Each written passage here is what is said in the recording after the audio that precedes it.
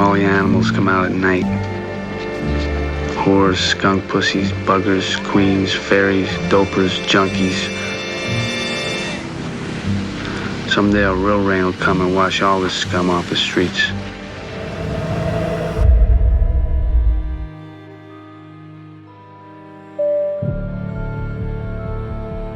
Why does a man talk to himself?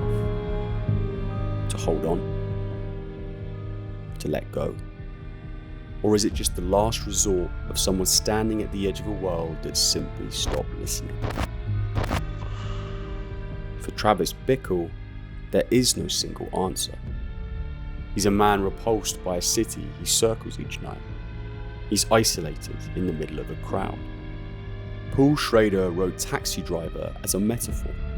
Travis Bickle is the rotten product of a rotten system.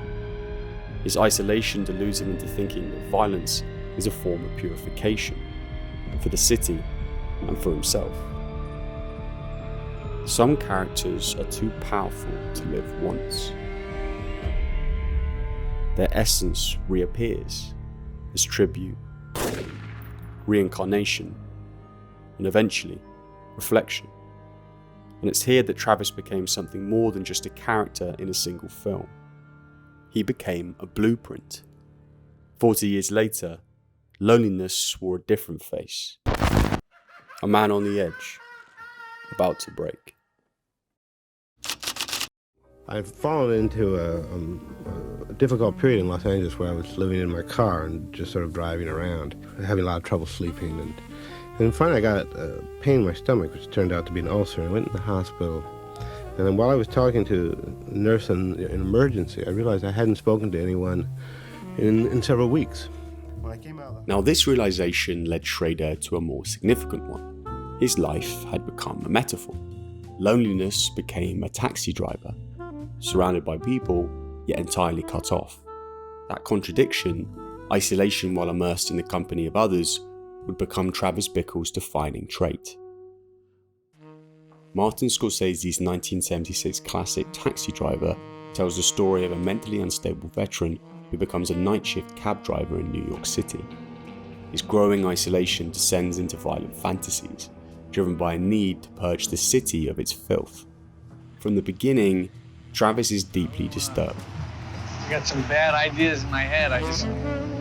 He tries to cleanse himself by popping pills, condemns pornography but indulges in it, wants women he can't have, and can't want the ones he can. There's a theme emerging here, one at the heart of any compelling character: contradiction. Travis Bickle leads a fundamentally contradictory life. He immerses himself in the very underworld that repulses him. He acts against his own best interests, alienating himself from the society he's desperate to belong to, even ensuring rejection. And when someone behaves like this, it makes us ask why. And when the audience understands that why, even sees it in themselves, that character becomes fascinating. Because in understanding their contradictions, we begin to confront our own. And the why here is universal: loneliness and the destructive psychological toll it can take. All the contradictions in Travis's life demand resolution. And more than the city around him, he is driving himself there. But the way he resolves that conflict takes him somewhere the audience can't follow. He turns outward, acting on the violent urges that have been simmering from the beginning. Violence and blame become, in his eyes, a form of salvation. Well, then who the hell else are you talking? Talking to me? Well, I'm the only one here. The ending is ironic. After failing to assassinate the presidential candidate, Travis redirects his violent outbursts towards the pimp. It's a socially acceptable target, so he's hailed as a hero instead of a cautionary tale. He's cheated out of his glorious self-destruction, and the cycle begins again. Travis Bickle's legacy is a blueprint of how isolation can fracture the male psyche. And it's an outline that cinema keeps returning to. If you ask me now, I couldn't tell you why I called him. All I have are negative thoughts.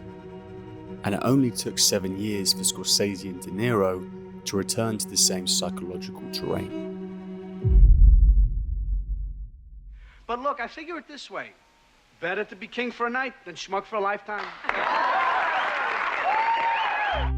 Martin Scorsese's The King of Comedy follows Rupert Pupkin, a delusional, aspiring comedian who kidnaps the talk show host he idolizes in a desperate bid for fame. Like Travis, Rupert is invisible, ignored, forgotten, and desperate to be seen. Hey, Jerry, I just want to ask you to listen to my stuff for 15 minutes, that's all. Is that asking too much? Yes, it is. Taxi Driver and The King of Comedy both follow men who build elaborate fantasies to make sense of their loneliness. But where Travis prepares for a bloody cleansing of the city, Rupert plots a kidnapping just to earn a few minutes of airtime. One seeks redemption in destruction, the other validation in applause. But both believe that once the world sees them, truly sees them, the pain inside will go away.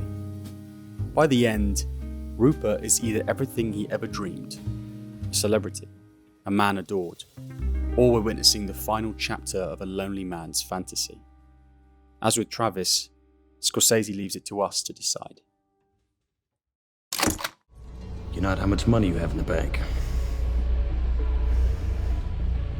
You're not the car you drive. You're not the contents of your wallet.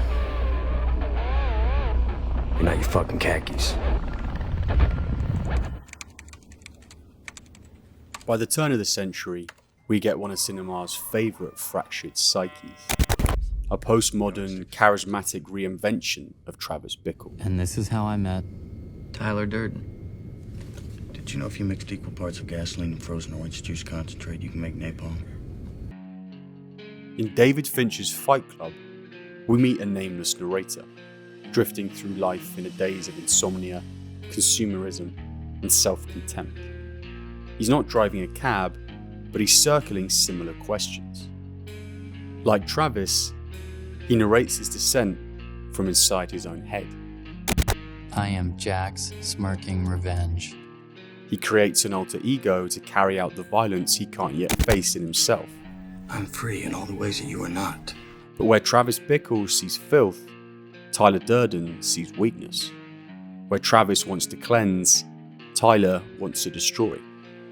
Both men want to remake the world in their image, but while Travis acts alone, Tyler builds an army. Men just as broken, drawn to his rage disguised as purpose. It's no coincidence that Fight Club feels like a spiritual update to Taxi Driver, a reflection refracted through a new generation's disillusionment, one born not from post-war trauma, but from corporate alienation and hollow masculinity.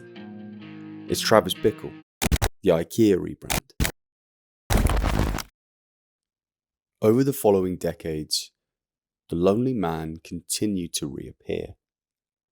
Then in 2019, cinema delivered its most direct homage to Travis Bickle. Is it just me? Or is it getting crazier out there? Todd Phillips drew heavily from Taxi Driver and The King of Comedy when making Joker. Gotham is 1980s New York, decaying and dirty, neon bleeding through darkness, and the city is broken as the man at its centre.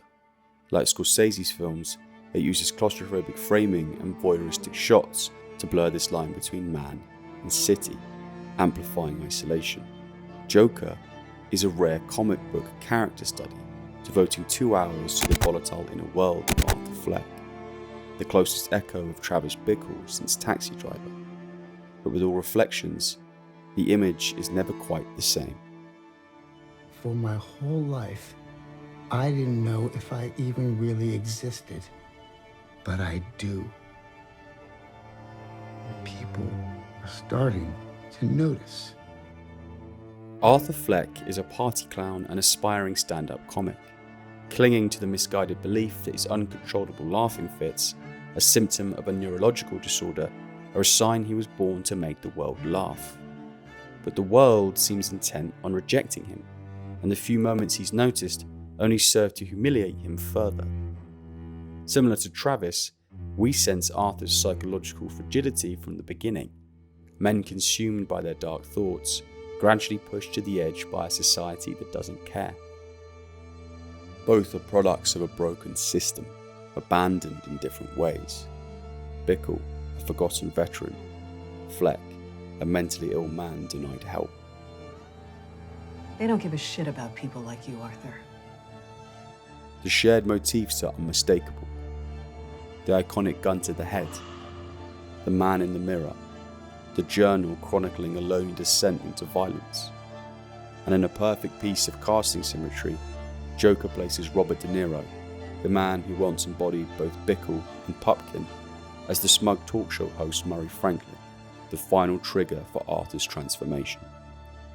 In Taxi Driver and Joker, we see two men break. Arthur, collapsing under the weight of the cruelty around him, and Travis, in the driving seat of his own self-destruction.